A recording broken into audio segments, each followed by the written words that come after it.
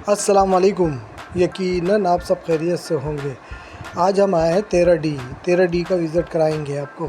13D का जो road है, ये रोड जो निकल रहा है, ये निकल रहा है सिविक सेंटर और सिविक सेंटर से वापसी जो होता है वो गुलशन इकबाल, फेडरल बी एरिया और मुख्तलिफ़ इलाक़ों में जाता है।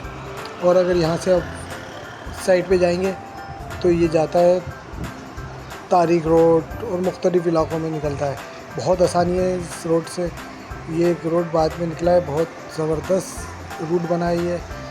बस बहुत आसानी है लोगों को रास्ते से गुज़रने की। कभी खुदा न खास्ता रास्ते जाम हो जाते हैं तो लोग ज़्यादातर इसी इलाके से जाते हैं। जौहर वाले, गुलशन वाले, फेडरल बी एरिया वाले तकरीबन इसी रास्ते से जाते हैं तारिक रोड के लिए, टावर के लिए, सिविक सेंटर के लिए, स्टेडियम रोड के लिए। इसी रूट से निकला जाता है। चलें आपको विज़िट कराते हैं 13D का।